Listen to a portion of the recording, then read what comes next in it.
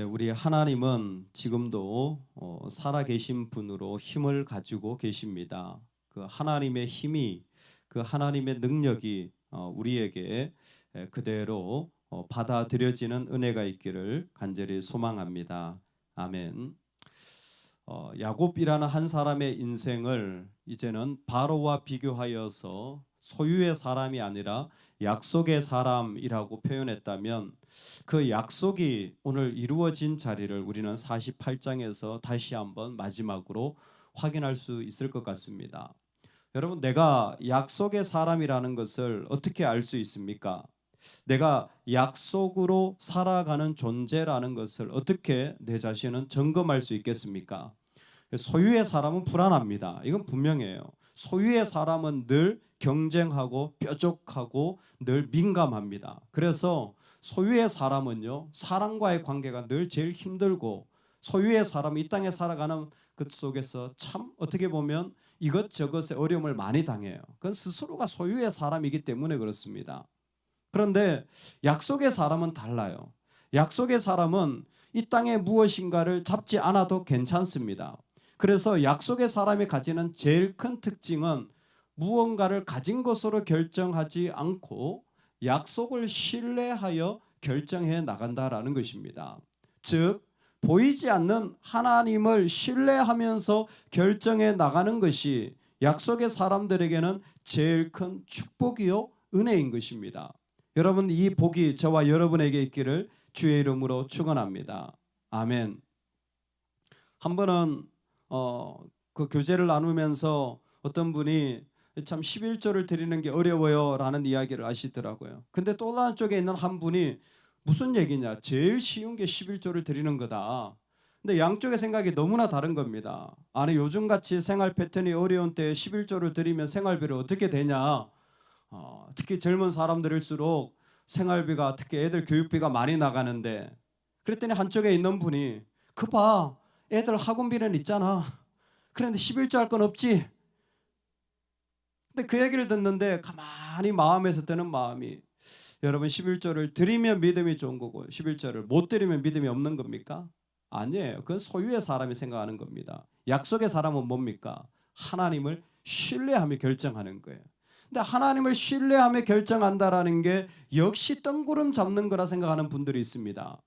여러분, 하나님을 신뢰하면요, 우리 안에 일어나는 반응이 있어요. 그게 뭔 줄 아세요? 하나님을 신뢰하면 나를 포기하게 되는 겁니다. 이게 하나님과의 관계예요. 하나님을 신뢰하게 되면 언제든지 나를 포기하고 내려놓을 수 있는 겁니다. 이 두 가지는 다 안 돼요. 이 두 가지는 다 안 돼요. 그 중에 하나님을 신뢰하는 자들은 나를 포기하는 그것이 기쁜 것, 그것이 참 은혜로운 것, 그것이 참 감사한 것이 약속의 사람이 살아가는 삶의 방식인 것입니다. 몸이 약해지고 그리고 병들었습니다. 오늘 말씀에 그대로 야곱이 인생의 마지막 순간, 어떻게 보면 병들어서 아무것도 할 수 없는 순간이 있죠. 얼마나 사람이 이때가 자존심 상하고 무능력해지고 기분이 나쁜지 몰라요. 왜? 내가 할 수 있으면 하면 되는데 누군가 와서 내가 화장실 가야 되는 걸 뒤처리해주고 내가 써야 될 것을 채워줘야 되는 인생이 되면요, 그만큼 별로 유쾌하지 않은 것이죠. 병들었습니다. 그런데도 불구하고 오늘 야곱이 하는 일을 보면 너무나 분명하고도 하나님 앞에 살아갈 때 삶의 모습이 이랬으면 좋겠다라는 거예요. 뭡니까? 약속 끝까지 붙잡는 거예요. 자기가 가지고 있는 부끄러움이나 어려움은 아무렇지도 않습니다. 그건 언제든지 포기할 수 있어요. 그리고 그가 꼭 해야 되는, 하나님 앞에서 붙잡아야 되는 한 가지를 붙잡습니다. 우리 한번 믿음으로 선포합시다. 하나님이 나보다 힘이 있으십니다. 여러분, 이 자리를 마지막까지 유지하실 수 있으면 좋겠습니다. 하나님이 나보다 힘이 있으신 거예요. 그래서 나에게 힘을 주는 것도 있지만 오늘 야곱의 인생을 마지막에 살펴보는 게 뭐냐면 야곱은 하나님의 힘에 의하여 압도당하는 거예요. 야곱의 삶의 자리에 제일 큰 마지막까지 약속을 붙잡은 것은 무엇이냐면 하나님의 힘이 너무나 확실하기 때문에 내 생각과 내 모습을 포기할 정도로 하나님의 힘에 의하여 압도당하는 모습을 그대로 표현하는 것입니다. 그게 바로 므낫세와 에브라임을 축복하는 것이죠. 오른손으로 찾아 에브라임을 축복할 때에 요셉이 가지고 있는 표정을 성경이 그대로 표현하고 있습니다. 요셉이 보니까요, 아버지가 장자인 므낫세가 아니라 차자인 에브라임을 장자의 손인 오른손으로 축복하는 거예요. 17절에 요셉이 그 아버지가 오른손을 에브라임의 머리에 얹은 것을 보고 기뻐하지 아니하여 아버지의 손을 들어 에브라임의 머리에서 므낫세의 머리로 옮기고자 하여. 아멘. 즉 그 모습을 보자 지금 요셉은 조금 쉬운 말로 말하자면 뭐냐면 황당하다라는 거예요. 어떻게 이럴 수 있냐는 거죠. 얘가 장자인데, 얘가 지금 므낫세가 내 장자인데 지금 얘를 축복하지 않는 건 나를 축복하지 않는 거나 마찬가지고, 얘를 버린다라는 건 나를 버린다라는 거나 마찬가지인 그 시대 문화 아닙니까? 그러니까 뭐예요? 기분이 너무 나쁜 거예요. 나는 완전히 버려진 거예요. 나는 완전히 뭐 토사구팽이라고 하나요? 잘 쓰임 받다가 내가 아버지 해가지고 힘들다 그래가지고 마지막까지 다 이렇게 봉개하고 또 땅도 주고 말이죠. 얼마나 배려를 많이 했는데 마지막에 어떻게 이럴 수 있습니까? 내 아들, 나와 같은 이 므낫세를 장자로 축복하지 않는다라는 건 아버지가 딴 마음 품고 있나? 지금까지 나하고는 달랐나? 이런 생각이 버뜩 들었을 거예요. 아마 분명히 그랬을 겁니다. 기뻐하지 않았다라는 말 사실 그대로일 겁니다. 그런데 요셉이 배워야 될 세계가 있어요. 그게 뭐냐면 바로 야곱이 고백하는 거죠. 아들아, 나도 안다. 네 장자가 누군지 나도 안다. 그런데 뭐예요? 오른손이 그걸로 갈 수밖에 없다라는 거예요. 우리가 이 신앙생활 하면서 정말 합리적이고 참 잘 준비된 것도 좋습니다. 근데요, 신앙의 임의적인 것도 언제나 받아들일 수 있기를 주의 이름으로 축원합니다. 변덕스러운 게 아니라 하나님의 자유하심이 언제든지 우리 안에 있어야 됩니다. 이렇게 해도 되고 저렇게 해도 언제든지 그렇게 될 수 있는 하나님의 자유하심이 있어야 돼요. 왜? 그게 하나님의 신비이기 때문에. 지금 야곱에게 일어난 일이 뭐냐면 몰라서가 아니에요. 알아도 때로는 하나님의 그 임의적인 역사를 거부할 수 없는 게 인간이라는 겁니다. 하나님의 힘에 압도당해서 그 자리를 그대로 내어드리는 거예요. 나도 안다. 내가 누군지 모를 것 같냐? 알지만 하나님이 그 인생 가운데 주시는 힘이 야곱을 압도하고 있는 거예요. 때로는 내가 왜 모릅니까? 돈이 필요한 거. 내가 왜 모릅니까? 내가 원하는 거. 내가 왜 모릅니까? 저 사람이 지금 무슨 의도로 말하는지. 근데 뭐예요? 인생의 놀라움은, 인생의 기쁨은 거기에 있지 않아요. 인생의 아름다움은 뭐예요? 내가 하나님으로 가득 차서 그 하나님의 힘에 내가 눌려질 때, 할렐루야. 하나님의 힘에 의하여 내가 작아질 때, 할렐루야. 하나님의 힘에 의하여 내가 포기되어질 때, 내가 버려질 때, 그때 하나님의 놀라운 아름다움이 일어나는 시간이라는 것입니다. 야곱에게 일어난 일은 바로 그와 같은 일이었습니다. 그리고 에브라임을 축복합니다.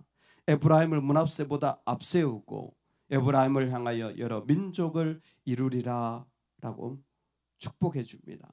실제로 이 축복으로 말미암아 에브라임은 므낫세보다 약 20% 정도의 많은 인구를 가지게 되고 북이스라엘 중에서 가장 영향력 있는 지파로 살아가게 되어집니다.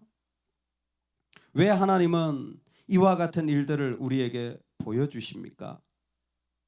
여러분, 우리가 하루하루를 살아가는데 야곱처럼 우리도 나이가 들고 시간이 흘러가고 기력이 빠지고 세상에서 무언가 점점 없어지는 시간을 맞이합니다. 그런데 있잖아요, 그럴수록 우리가 배워야 되는 게 있어요. 인생은 나에게 달려져 있지 않고 하나님의 능력에 달려있다는 것을 고백하는 것이 축복입니다. 그것이 축복이에요. 이것을 우리가 배워야 두 번째로 넘어갈 수 있습니다. 하나님의 힘에 의하여 압도당할 줄 아는 사람에게 일어나는 일이 뭔지 아세요? 바로 오늘 본문과 같은 다음 세대로 복이 연속적으로 흘러갈 수 있는 거예요.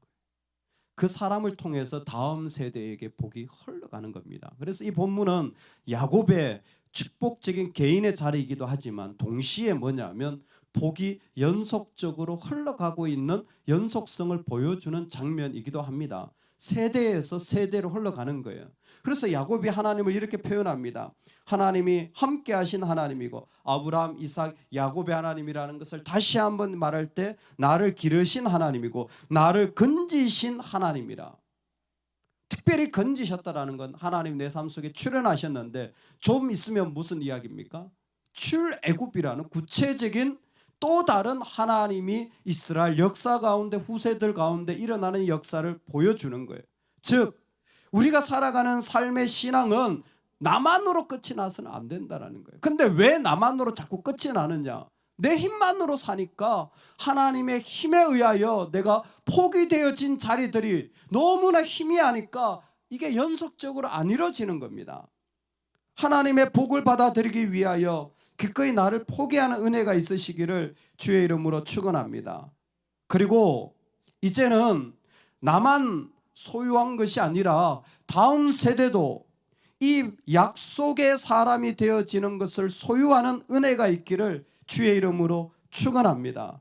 그래서 내가 걸어갔던 약속을 신뢰해서 기꺼이 나를 포기하고 기꺼이 나를 버리고 결정한 자리들이 내 아이들도 내 다음 세대들도 그렇게 약속에 근거해서 결정하며 살아가는 사람들로 그 삶의 자리에 한 총회가 나오는 야곱의 첫 번째 받았던 약속이 우리 모두에게 이루어지기를 주의 이름으로 축원합니다. 아멘. 우리 같이 한번 기도하겠습니다.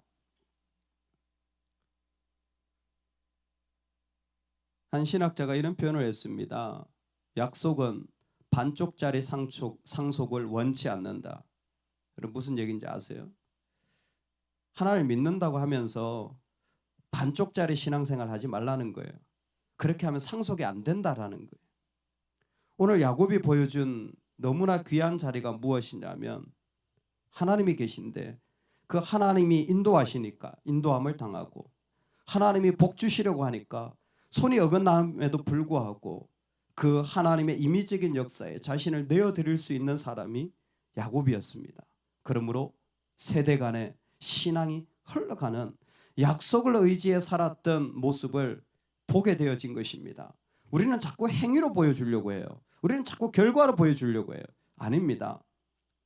내가 내 안에 나를 포기한 그 자리가 바로 믿음이 흘러가는 자리인 줄로 믿습니다. 하나님 이 자리를 복 주시옵소서. 오늘 내 안에 하나님의 자유하심이 마음껏 일어나게 하여 주옵소서. 그리고 이 자유하심이 세대 간에도 또 흘러가던 은혜를 허락하여 주시옵소서. 그리고 우리 다음 세대를 놓고 이 때를 위하여 우리 한 번만 주여 한번 외치고